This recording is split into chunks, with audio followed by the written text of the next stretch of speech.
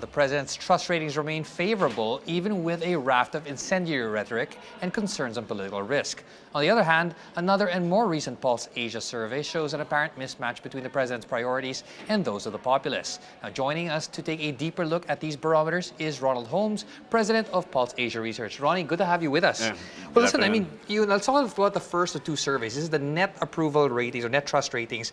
Talk to us about this drop of 5%. I mean, it came in this very big eye of the storm with regard to the Hitler remarks, comments against the UN and the EU, and at the same time looking also at the congressional investigations. Could you explain the drop here and how does it compare with its predecessor? Well, it's not a significant drop. It's within the margin of error from survey to survey.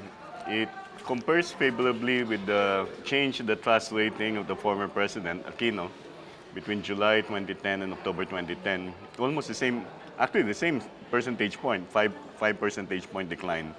So not unprecedented, it just seems par for the course for the first 100 days, Yes, I think. in the case of President Aquino, if I'm not mistaken, it was about 85 or 84, and it dropped to 79. This one is from 91 to 86. So, as I said, it's insignificant. All right. Well, I guess we can get more clarity when you look at the second and more recent survey on basically the matters of national urgency. You talk about the popularity first, now we're talking about priorities. There seems to be like an asymmetry between, for example, the survey here that shows what the top, rhetoric and priorities of the president are versus what the citizenry and the populace are looking at. In fact, if you think about it, if you summarize, 4 out of the 5 top ones are mostly to do with the economy, wage hikes, jobs, or livelihood there, over 80%. And then you're looking at also inflation with graft coming in. The anti-crime part is basically, and the peace part is basically in the bottom 8. Tell us about that. Well, here we clustered this into 3 clusters. Wage hike is definitely distant as an urgent concern relative to the other concerns. The second cluster will go from more jobs down to anti-crime. If you look at the numbers, 31 to 38, that's the aggregate of the times that a concern is mentioned as urgent. What we saw in this survey really is a decline in terms of concern for fighting criminality.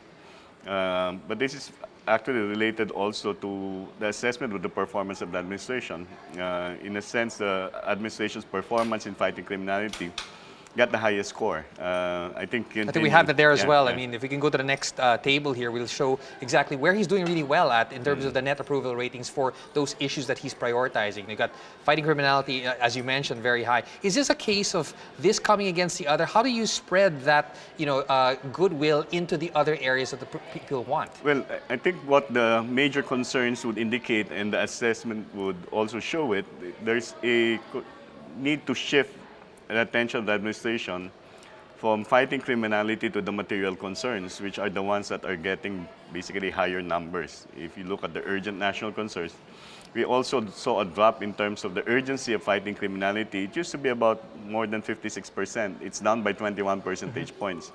That means since the assessment of the national administration in addressing that concern is better, I mean, this is a significant majority that you see here, people are now urging the national government to shift their attention to the basic concerns, which are increasing the pay of workers, providing more jobs, reducing poverty, and even fighting graft and corruption for that matter. Well, Ronnie, you do this on a quarterly basis. What do you think is the set of risks for the president and the administration going forward if he doesn't, for example, shift his largesse to the other issues? I think it will really depend on the economic conditions. For example, we have not seen significant inflation over the past 2 years. From September 2014, our inflation rate has been hovering a little bit around 2%. Yes, 2.3% in September, yes. You'll see probably an increase. If you see an increase in inflation, the control in terms of the price of commodities becomes a more urgent concern. So in the next quarter, we don't expect that much of a change, at least if you believe economic projections. And it's a hopeful quarter. It's Christmas season. We'll see most possibly changes in terms of urgent concerns and assessment of the administration come the first quarter, the second quarter of next year. Now, finally, Ronnie, when we talk about criminality, you and I spoke about this earlier about, very, very ambiguous outcomes. Tell us about what are the risks in terms of focusing too much on that and rule of law issues, if ever. Well, the second point that you raised, the rule of law, is something that is also given much attention in the survey. And by rule of law, I mean the respect for due process. If there are any instances, if there's any evidence that such is not in any way respected, this might also influence the assessment of the public in terms of fighting criminality, because the rule of law and fighting criminality, They the go rule hand of in law hand, cannot yeah. be surrendered Exactly, they go in hand the in hand. campaign against fighting criminality. Well, I'm looking forward to the next 2 quarters and seeing how this Teflon president actually survives, given the fact that there are other issues on the table. Yeah. Ronnie Thanks, Holmes, Quentin. thank you so much. Okay. Pulse Asia Research Incorporated.